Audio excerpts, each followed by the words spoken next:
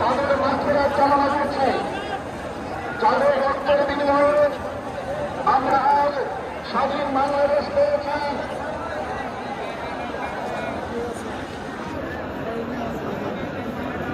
স্বাধীন বাংলাদেশ পেয়েছি, এমন স্বাধীন বাংলাদেশে আমরা স্বাধীনভাবে মনের কথা বলতে পারছি। তাদেরকে সর্বোচ্চ শ্রদ্ধার সাথে স্মরণ করছি।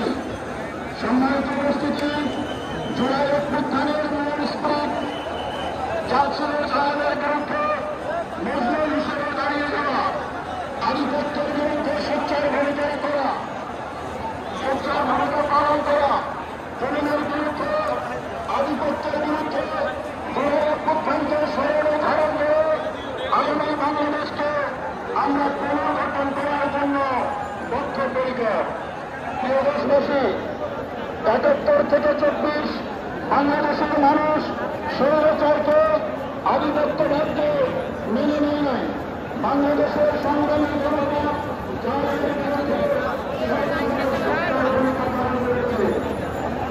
বাংলাদেশের সবচেয়ে ঘৃণিত নিকৃষ্ট স্বৈরাচারের পতন হয়েছে ইতিহাসের সবচেয়ে ভয়ঙ্কর ভাবে। এই ঘটনা থেকে আমাদের সকলের শিক্ষা নেওয়া দরকার। রাষ্ট্রীয় পর্যায় থেকে শুরু করে দলীয় পর্যায়ে যে কোনো ধরনের স্বৈরাচার ও আধিপত্যবাদকে আমরা প্রতিহত করব। সকল স্বৈরাচারের পতন হবে কথিত সরকারের মতো। মুসলমানদের উপর ইসরায়েলের চরম বর্বরতা ও নৃশংসতা আর সহ্য করা যায় না। ইসরায়েলের এই বর্বরতার বিরুদ্ধে আমাদের সোচ্চার ভূমিকা জারি রাখার জন্য অঙ্গীকার ব্যক্ত করছি।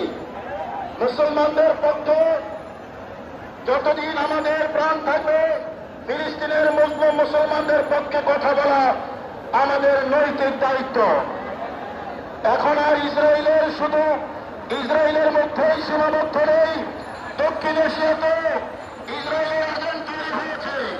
ইন্ডিয়ার মোদী সরকার দক্ষিণ এশিয়ায় ইসরায়েলের মতো আধিপত্যবাদ প্রতিষ্ঠার লক্ষ্যে কাজ করছে।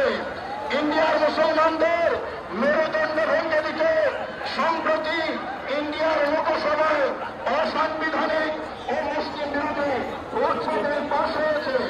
এই সমাবেশ থেকে এই ন্যাক্কারজনক ঘটনার তীব্র নিন্দা জানাচ্ছি। বাংলাদেশের মুসলমান নাগরিক হিসেবে আমাদের ইমানি দায়িত্ব ইন্ডিয়ার নির্যাতিত মুসলমানদের পাশে দাঁড়ানো। এই দায়িত্ববোধ থেকে মুসলিম মুসলমানদের পক্ষে আজকে যেভাবে দাঁড়িয়েছি, ভবিষ্যতে দাঁড়াতে পিছপা হব না ইনশাআল্লাহ। ফিলিস্তিনের ইন্ডিয়ার মুসলমানদের মতোই আরাকানের মুসলমানরা নির্যাতিত, নিপীড়িত, নিষ্পেষিত। প্রকৃত সরকারের তাদেরকে নিয়ে ব্যবসা করেছে, কোন সমাধান করে নাই। কিন্তু প্রধান উপদেষ্টা ডক্টর মোহাম্মদ ইউনূস তার আন্তর্জাতিক ব্যক্তিত্বের সর্বোচ্চ ব্যবহার করে রোহিঙ্গা মুসলমানদেরকে তাদের জন্মভূমি মাতৃভূমিতে বানানোর চেষ্টা করছে। আমরা এই সমাবেশ থেকে ডক্টর ইউনূসকে আন্তরিক মোবারকবাদ জানাচ্ছি। আপনারা ইতিমধ্যে জানেন, বাংলাদেশে ৫ আগস্ট থেকে এ পর্যন্ত অসংখ্য মামলার খানিকা দরবারে হামলা, অগ্নিসংযোগ, ভাঙচুর হয়েছে। এগুলো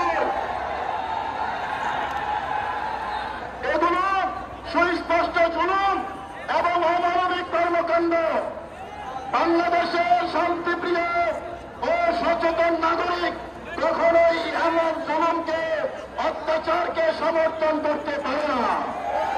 পরবর্তীতে আর কোন মাজার দরবারের উপর যদি হামলা হয় তাহলে আমরা সম্মিলিতভাবে তাদেরকে রুখে ধরাবো ইনশাআল্লাহ। কেবল বাংলাদেশেই নয়, আমরা লক্ষ্য করছি ইন্ডিয়াতে প্রচুর পরিমাণে মাজার, খানকায়, কবরস্থান, দরগায় হামলা হয়েছে। ইন্ডিয়ার মুসলমানদের সামাজিক ও সাংস্কৃতিক প্রতিষ্ঠানের উপর ইন্ডিয়ার রাষ্ট্রীয় জুলুমের বিরুদ্ধে আমরা তীব্র নিন্দা জানাচ্ছি। পরবর্তীতে আর কোন মাজার বা খানকায় যদি